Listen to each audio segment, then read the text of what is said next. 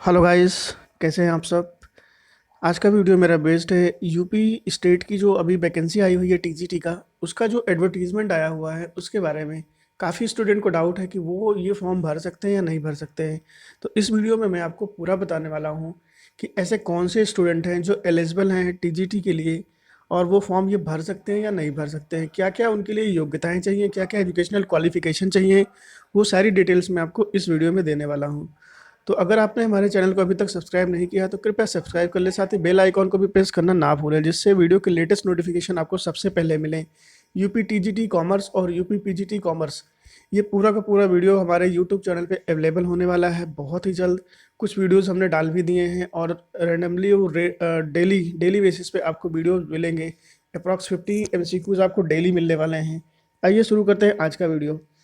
आज का ये जो विज्ञापन है, विज्ञापन संख्या 1/2020, प्रशिक्षित स्नातक शिक्षक, जिसके आवेदन की जो प्रक्रिया है वो स्टार्ट हो चुकी है 29/10/2020 से दो, और इसका ऑनलाइन जो शुल्क है वो भी 29 तारीख से ही जमा होने लगा है। और इसकी जो अंतिम तिथि है वो है 27/11/2020। जिसके आगे बढ़ने की अभी तो फिलहाल कोई नोटिफिकेशन नहीं है, बट आप अगर आपने फॉर्म नहीं भरा है तो आप फॉर्म भरना स्टार्ट कर दीजिए, क्योंकि यूपी स्टेट की जितनी भी वैकेंसीज आती हैं सबसे बड़ी प्रॉब्लम होती है कि इनकी साइट क्रैश कर जाती हैं। तो आप बिना देर किए सबसे पहले फॉर्म भर दीजिए। इसका शुल्क जमा करने की जो लास्ट डेट है वो भी 27 तारीख है, और ऑनलाइन आवेदन सबमिट करने की अंतिम तिथि, यानी आपने भर दिया है, फीस जमा कर दी है लेकिन सबमिट नहीं किया, तो वो 30 तारीख लास्ट डेट है।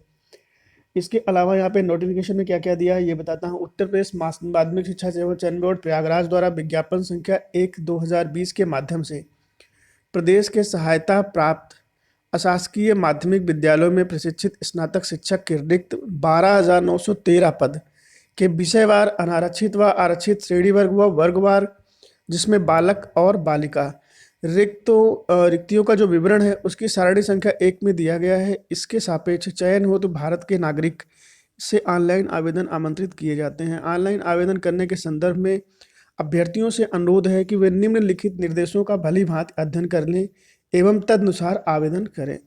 तो सारी चीज़ें जो है वो आप प्रॉपर पढ़ लीजिए, उसके बाद ही आप फॉर्म भरिए, ये बता रहे हैं। इसमें जो इंस्ट्रक्शन दिया गया है वो सबसे पहले क्या है, अभ्यर्थियों द्वारा चयन बोर्ड की वेबसाइट, जो वेबसाइट दी गई है उसका नाम है www.upsessb.org पर ऑनलाइन आवेदन किया जाएगा। इसके अतिरिक्त अन्य किसी भी माध्यम से प्रेषित आवेदन स्वीकार नहीं किए जाएंगे। आवेदन भरने के लिए विस्तृत अनुदेश जो है वो चयन बोर्ड की वेबसाइट पर अवेलेबल है, एवं संक्षिप्त अनुदेश इस अधिसूचना के पैरा संख्या 2 में दिए गए हैं। विज्ञप्ति पदों की संख्या घट अथवा बढ़ सकती है, मतलब यहाँ पे चांसेज है कि इंक्रीज भी हो सकती है, डिक्रीज भी हो सकती है। प्रशिक्षित स्नातक शिक्षक संवर्ग के प्रत्येक विषय के सापेक्ष एक ही आवेदन स्वीकार किया जाएगा। अगर आप स्नातक के लिए अगर आप अप्लाई करना चाहते हैं, कोई भी सब्जेक्ट हो, तो एक ही एप्लीकेशन आप डाल सकते हैं। यद्यपि एक से अधिक विषय में पृथक पृथक आवेदन कर सकते हैं, तो एक सब्जेक्ट के लिए एक ही बार एप्लीकेशन कर सकते हैं, और बाकी अगर आप दूसरे सब्जेक्ट के लिए भी एप्लीकेशन डालना चाहते हैं तो वो भी आप कर सकते हैं। भाषा संबंधी, तो यहाँ पे देखो सबसे बड़ी बात है, एक चीज़ आपकी क्लियर हो गई है कि आप एक से अधिक सब्जेक्ट में फॉर्म भर सकते हैं, 2 सब्जेक्ट, 3 सब्जेक्ट, कोई भी सब्जेक्ट, तो ये इसके लिए यहाँ पे छूट दी गई है। भाषा संबंधी प्रश्न पत्र उसी भाषा में होंगे तथा हिंदी का प्रश्न पत्र हिंदी में, संस्कृत का प्रश्न पत्र संस्कृत में, अंग्रेजी का प्रश्न पत्र अंग्रेजी में तथा उर्दू का प्रश्न पत्र उर्दू में होगा। अधिसूचना संख्या 607/15/5/2019, दिनांक 18 फरवरी 2019 द्वारा संशोधित उत्तर प्रदेश माध्यमिक शिक्षा सेवा चयन बोर्ड नियमावली 98 में विहित प्रक्रियानुसार प्रशिक्षित स्नातक शिक्षक पद पर चयन मात्र लिखित परीक्षा के आधार पर किया जाएगा।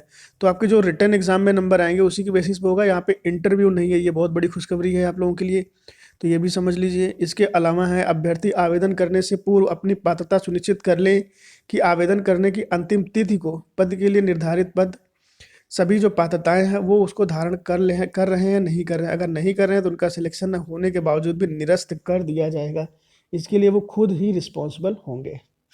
यहाँ पे ईडब्ल्यूएस के लिए 10% का यह आरक्षण दिया जा रहा है, जो उत्तर प्रदेश के निवासी हैं उन्हीं के लिए ये वैलिड है, तो ये भी ईडब्ल्यूएस के लिए भी बड़ी खबर है। इसके अलावा सिविल अपील संख्या 8300/2006 में संजय सिंह व बनाम ने के संबंध में जो भी अपील है वो दी गई है। उससे यहाँ पे इसके अलावा आपके लिए जो सबसे ज़रूरी चीज़ है वो ये है कि लिखित परीक्षा में कोई भी माइनस मार्किंग नहीं है। ये बहुत बड़ी बात है आप लोगों के लिए, ये समझिएगा, तैयारी अच्छे से करिएगा। और किसी तरीके की अगर आप ऑनलाइन फॉर्म भरने में कोई प्रॉब्लम होती है तो ये दिया गया नंबर है, इस पे आप कॉन्टैक्ट कर सकते हैं। आवेदन करने के संबंधित अनुदेश जो दिए गए हैं वो आप देखिए क्या क्या करने हैं। सबसे पहली बात है कि आपके पास रजिस्ट्रेशन आप जब करते हैं उसका फीस भुगतान कैसे करेंगे, कैसे फॉर्म सबमिट करेंगे, तो ये स्टेप आपको यहाँ पे बताया गया है। तो सबसे पहला जो प्रथम चरण है उसमें क्या करना है आपको, अप्लाई पर क्लिक करते ही प्रत्येक संवर्ग के अंतर्गत विज्ञापित विषय में विज्ञापित पदों की प्रकृति, पे स्केल, न्यूनतम प्रवेश आयु, पदों की संख्या तथा उसकी अहर्ता की सूची दर्शाई गई होगी। विषय के सम्मुख रजिस्ट्रेशन पर क्लिक करने पर अभ्यर्थियों हेतु महत्वपूर्ण निर्देश व अभ्यर्थी द्वारा दी जाने वाली घोषणा का पृष्ठ प्रदर्शित होगा। संपूर्ण निर्देशों की भलीभांति अध्ययन करने के उपरांत अभ्यर्थी द्वारा घोषणा के सापेक्ष स्वीकृति यानी आई एक्सेप्ट प्रदान की जाएगी। तत्पश्चात कैंडिडेट रजिस्ट्रेशन फॉर्म प्रदर्शित हो जाएगा। तो सारी चीज़ें आपको करनी है, उसके बाद ये फॉर्म आ जाएगा। रजिस्ट्रेशन फॉर्म के अभ्यर्थी को अपनी व्यक्तिगत सूचनाएं, नाम, पिता का नाम, जन्म तिथि, जेंडर, वैवाहिक स्थिति, नागरिकता, राज्य का निवासी, क्षैतिज आरक्षण संबंधी विवरण, जिसमें से कौन कौन से आरक्षण हैं आपके, स्वतंत्रता संग्राम सेनानी, भूतपूर्व सैनिक, दिव्यांगता, ईडब्ल्यूएस यदि हो तो उसका विवरण, श्रेणी, मोबाइल नंबर, ईमेल पता, अनिवार्य शैक्षिक योग्यता व विवरण आदि अन्य प्रासंगिक सूचनाएं भरनी होंगी। तो ये सारी चीज़ें आपको डिटेल्स रखनी होंगी। फॉर्म भरने के पहले ये सब अरेंजमेंट कर लीजिए अगर आपके पास नहीं है तो। उक्त के अतिरिक्त यदि अभ्यर्थी वर्तमान में उत्तर प्रदेश में सहायता प्राप्त किसी माध्यमिक विद्यालय में तदर्थ शिक्षक है तो उसमें संबंधित सूचनाएं भरनी होंगी तथा तदर्थ शिक्षक के रूप में नियुक्त होने का दिनांक, जनपद का नाम जहां विद्यालय स्थित है, विद्यालय का नाम, वेतन भुगतान हेतु माननीय उच्च न्यायालय के आदेश से संबंधित याचिका का विवरण, जिसमें उसका याचिका संख्या, उच्च न्यायालय के वेतन के आदेश, दिनांक, सारी चीज़ें आपको मेंशन करनी होंगी तथा जिला विद्यालय निरीक्षक द्वारा दिए गए अनुमोदन का विवरण, जो भी आपको लेटर मिला है उसकी पत्रांक संख्या, दिनांक, वेतन होने का भुगतान, ये सब भी आपको देना पड़ेगा, वहाँ पे पूरा पूरा देना पड़ेगा।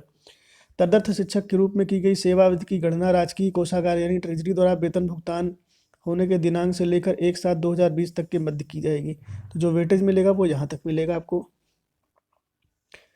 इसके अलावा जो आपका रजिस्ट्रेशन फॉर्म भरने के पश्चात वैलिडेट एंड प्रीव्यू पर क्लिक करना होगा। इसमें रजिस्ट्रेशन फॉर्म का प्रीव्यू दिखाई देगा। किसी त्रुटि की दिशा में उसमें सुधार करने हेतु रजिस्ट्रेशन फॉर्म पर वापस जा सकते हैं। भरी गई समस्त सूचनाओं से संतुष्ट होने के पश्चात आप एप्लीकेशन को सबमिट कर सकते हैं और रजिस्ट्रेशन एक्नॉलेजमेंट की एक स्लिप भी आपको मिल जाएगी। ये आपको रखनी होगी। जो 16 अंकों का रजिस्ट्रेशन संख्या है उसके सहित अभ्यर्थी द्वारा दिए गए अन्य विवरण प्रिंट रजिस्ट्रेशन स्लिप पर क्लिक कर दें, उसका प्रिंट निकल आएगा। इसके बाद जो सेकंड स्टेप है उसमें आपको फ़ीस पेमेंट करनी है। फ़ीस पेमेंट करने के लिए क्या क्या करना है ये देख लीजिए। आपको यहाँ पे ये जो माध्यम दिया गया है ये है MOPS यानी मल्टीपल ऑप्शन पेमेंट सिस्टम। इसके माध्यम से आप पेमेंट कर सकते हैं, जिसमें नेट बैंकिंग, कार्ड पेमेंट और अदर पेमेंट का मोड होगा, इसके माध्यम से कर सकते हैं। यहाँ पे बाकी जो सूचनाएं दी हैं, पेमेंट एक्नॉलेजमेंट, ये सब आप देख सकते हैं। यहाँ पे मैं आपको फ़ीस के बारे में बता दूँ कौन कौन सी श्रेणी है जिनको फ़ीस क्या क्या लगेगी। सबसे पहले जनरल कैटेगरी की जो नॉर्मल फ़ीस है वो 700 रुपये है और इनमें ऑनलाइन शुल्क भी देना पड़ेगा, तो टोटल है 750 रुपये। EWS वाले जो कैंडिडेट हैं उनकी 400 रुपये फ़ीस है और यहाँ पे 50 रुपये का ऑनलाइन प्रक्रिया है, 450 रुपये का फ़ीस है टोटल। अदर कास्ट का जो है OBC का 700 रुपये फ़ीस है उनको प्रोसेसिंग चार्ज यानी ऑनलाइन शुल्क 50 रुपये देना है, 750 रुपये टोटल फ़ीस है। अनुसूचित जाति के लिए 400 है, 50 रुपये ऑनलाइन फ़ीस है और 450 रुपये का टोटल फ़ीस है। अनुसूचित जनजाति के लिए 200 है, 50 रुपये ऑनलाइन शुल्क है और 250 रुपये का फ़ीस है। स्वतंत्रता संग्राम सेनानी क्रमांक 1 से 5 तक यानी ये जो श्रेणी दी गई है उल्लिखित उनकी मूल श्रेणी के अनुसार जो भी होगा वो देना पड़ेगा। भूतपूर्व सैनिक भी अपनी मूल श्रेणी के अनुसार देंगे। महिलाएं जो होंगी वो भी मूल श्रेणी के अनुसार देंगी। विकलांगों के लिए यहाँ थोड़ा सा है, विकलांग के लिए क्या फीस लगेगी ये बता देता हूँ। मूल श्रेणी के निर्धारित शुल्क के आधे का भुगतान। इसका मतलब ये है कि सपोज ये जो बंदा है ये जनरल कैटेगरी का अगर है तो इसको फीस कितनी देनी पड़ेगी, 750 का आधा, ठीक है, ये फीस इसको देनी है। अगर ये OBC कैटेगरी का है तो यहाँ पे 750 का आधा होगा और EWS का है तो 450 का आधा। तो ये फीस यहाँ पे विकलांग जो हमारे भाई हैं वो इस तरीके से फीस का पेमेंट करेंगे। इसके बाद तृतीय चरण जो होता है उसमें आपका एप्लीकेशन सबमिट हो जाएगा। सबमिट होने के बाद यहाँ पे क्या क्या चीज़ें लगेंगी ये देख लीजिए।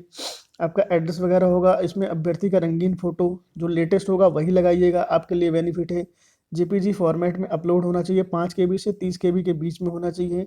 फ़ोटो का जो साइज़ है वो 33 mm होना चाहिए, यानी 1.4 इंच से लेकर 1.75 इंच। अगर आपको फॉर्म भरने में प्रॉब्लम हो रही है तो आप कैफ़े चले जाइएगा, वहाँ से करवा लीजिएगा, ताकि फॉर्म में कोई प्रॉब्लम ना हो। और फ़ोटो में जितना भी हिस्सा आपको दिखाई दे वो 70% तक दिखाई देना चाहिए। तो सारी चीज़ें बहुत क्लियर होनी चाहिए। चश्मा पहनने की दशा में आंखें साफ दिखाई देनी चाहिए, शीशा रंगीन नहीं होना चाहिए। तो ये सब बहुत ध्यान देने की बात है। आप पूरा नोटिफिकेशन पढ़ के जाइएगा, ताकि कोई गलती होने की संभावना बिल्कुल ना रहे। तो ये है इसके बारे में। और आयु सीमा के बारे में आपको बता दूं, मिनिमम इसकी 21 साल दी गई है, और मैक्सिमम के बारे में कुछ नहीं है, तो मैक्सिमम 40 साल दिया जाएगा। और ये है पे स्केल 44,900 डैश 1,42,400, ये ग्रेड पे है। और इसमें 7वां ग्रेड है, जिसमें 4600 के रेट से आपका हर साल बढ़ेगा, ये ग्रेड पे है। आरक्षण जिस हिसाब से है अपने यहाँ यूपी स्टेट में आरक्षण, उसका लाभ आपको मिलेगा, जिसमें कौन कौन से कैटेगरी को कितना लाभ मिलने वाला है ये यहाँ पे दिया गया है, आप इसको देख सकते हैं। भूतपूर्व सैनिक 5%, दिव्यांगजन 3%, जिसमें HH, VH, OH प्रत्येक के लिए 1-1% है। स्वतंत्रता संग्राम सेनानी के लिए 2% है। EWS के लिए 10% का आरक्षण है। और जितने भी लाभ होंगे वो सिर्फ यूपी स्टेट के जो अभ्यर्थी होंगे उन्हीं के लिए ये अप्लीकेबल होते हैं। जो इसकी तिथि है, आवेदन करने की अंतिम तिथि को ही अर्हता तिथि मानी जाएगी। शैक्षिक योग्यता आपको दी गई है, क्या क्या करना है ये मैं आपको आगे बताता हूँ। परीक्षा केंद्र जो भी होगा वो जनपद, सभी मंडल के जनपद मुख्यालय पर ही केंद्र का निर्धारण किया जाएगा। अभ्यर्थी को कोई भी परीक्षा केंद्र आवंटित किया जा सकता है। परीक्षा केंद्र, समय सारणी और अनुक्रमांक आदि की सूचना तथा समय दी जाएगी। ठीक है, तो ये सारी चीज़ें आपको बताई जाएंगी। क्या क्या भर्ती प्रक्रिया होगी ये मैं बता देता हूँ आपको।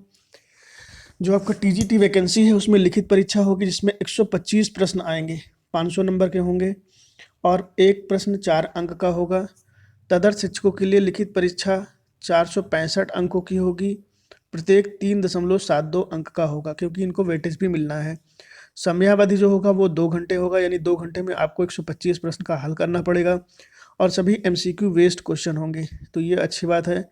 जो तदर्थ शिक्षक है उनके बारे में यहाँ पे वेटेज दिया गया है, 1.75 अंक दिया जाएगा, और मैक्सिमम उनको 35 अंक दिया जाएगा। जितने साल उन्होंने सर्विस किया मल्टीप्लाई कर देंगे, और मैक्सिमम 35 नंबर इनका वेटेज दिया जाएगा। तो तदर्थ शिक्षकों के लिए यहाँ पे दिया गया है किस तरीके से उनको वेटेज मिलेगा। 500 अंकों में 465 नंबर का उनका पेपर होगा, और जो इसमें वेटेज है वो है 35 का, टोटल है 500 अंक का। तो ये होगा, और जो चयन होगा वो मेरिट बेसिस पे होगा। तो मेरिट हाई जाने वाली है, इसके बेसिस के लिए आप लिए तैयारी है, इसी हिसाब से तैयारी करिए। कॉमर्स की तैयारी हमारे यूट्यूब चैनल पे कराई जाएगी, आप हमारा चैनल ज्वाइन कर सकते हैं, लोगों को ज़्यादा से ज़्यादा प्रोत्साहित कर सकते हैं ताकि वो हमारे चैनल के साथ जुड़ें। जल्द ही हम क्रैश कोर्स भी लाने वाले हैं, और इसका अनाउंसमेंट भी आज ही कर दूंगा मैं कि टीजीटी और पीजीटी का बैच हम किस तरीके से चलाएंगे।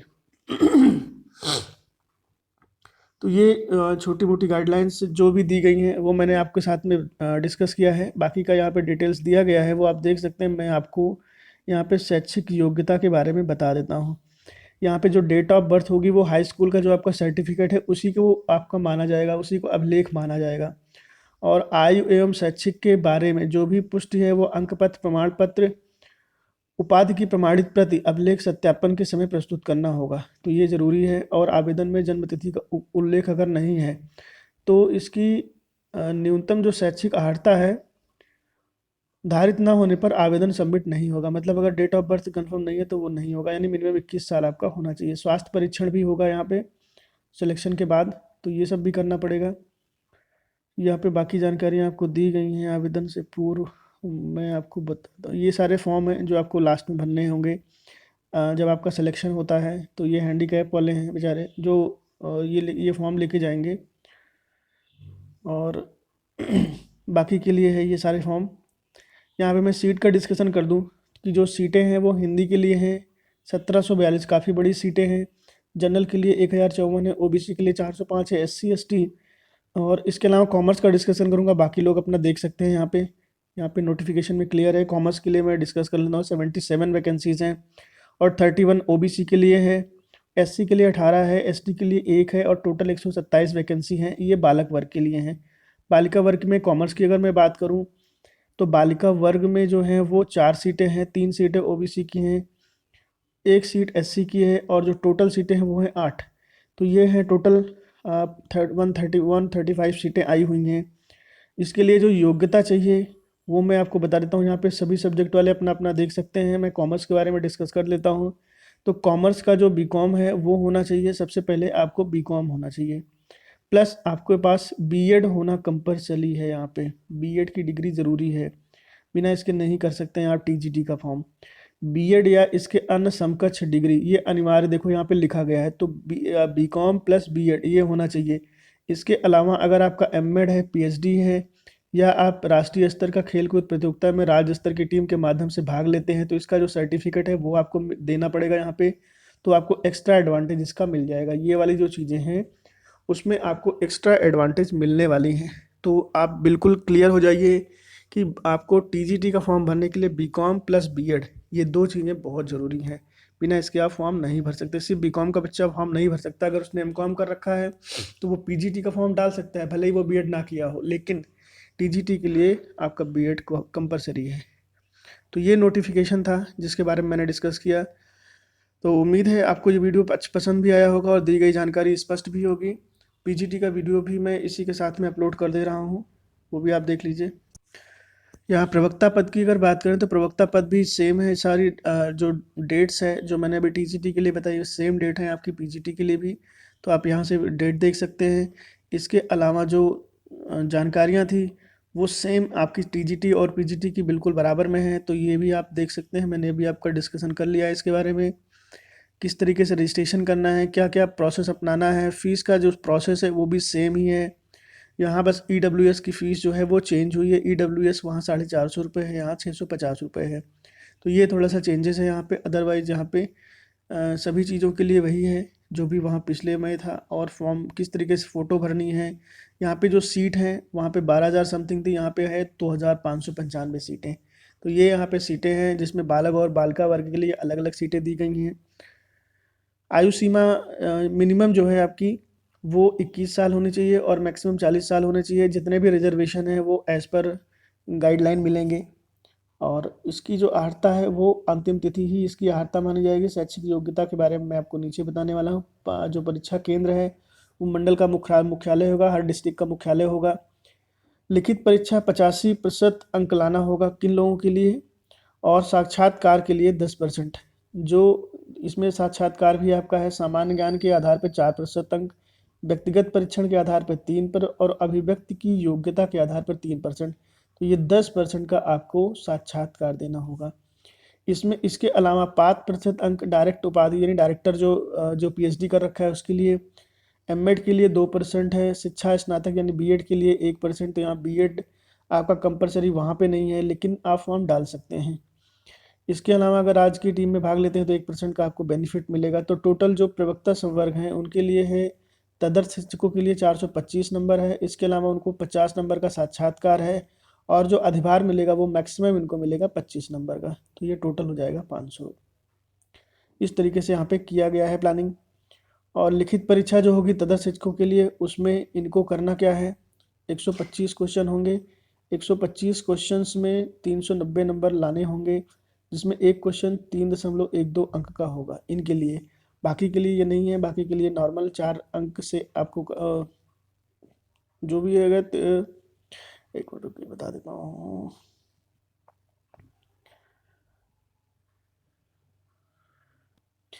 बाकी लोगों के लिए ये वाला प्रोसेस अप्लाई करना पड़ेगा, इस तरीके से होगा उनका सिलेक्शन। और यहाँ पे अगर मैं बात करूँ तदर्थ शिक्षकों का वेटेज के लिए, तदर्थ शिक्षकों का जो वेटेज है वो इस तरीके से मिलेगा इनको। 35 नंबर मैक्सिमम है, 425 अंक का। मेरिट लिस्ट भी होगी और चयन मेरिट लिस्ट के बेसिस पे होगा। ये सारी बातें यहाँ पे क्लियर हैं। बाकी जो भी नोटिफिकेशन है वो सेम है जो अभी पिछला था हमारा, किस तरीके से करना है। और कोई डाउट है तो यहाँ पे आप कॉल कर सकते हैं, इसे पूछ सकते हैं फॉर्म भरने के संबंध में अगर आपको कोई प्रॉब्लम हो रही है कहीं भी। ये सारे फॉर्म हैं, जो पर्टिकुलर कैटेगरी वाले बंदे हैं वो अपना यहाँ से फॉर्म लेंगे। कॉमर्स की जो वैकेंसी है वो है 22, जनरल के लिए 17 है, ओबीसी के लिए 6 है, एससी के लिए, और टोटल है 45 सीटें। तो ये 45 सीटें हैं। इसके अलावा यहाँ पे जो सीटें हैं इकोनॉमिक्स में वो भी डिस्कस कर देता हूँ। 74 सीटें हैं, और जनरल के लिए 47 सीटें हैं, ओबीसी के लिए, और 21 है एससी के लिए। एसटी के लिए 1 सीट है, टोटल है 143 सीट। तो 143 सीट पीजीटी के लिए आई हुई है इकोनॉमिक्स में, ये भी आप डाल सकते हैं फॉर्म, इसका भी अच्छा से अच्छी सीटें हैं वहाँ पे भी। और बालिका वर्ग में अगर मैं बात करूँ तो बालिका वर्ग में इकोनॉमिक्स के लिए हैं 14 सीटें, जनरल में ओबीसी के लिए हैं 11 सीटें, एससी के लिए है 3 सीटें, एसटी के लिए कोई नहीं है, और टोटल है 28 सीटें। इसके अलावा कॉमर्स की मैं बात करूँ तो कॉमर्स में जो है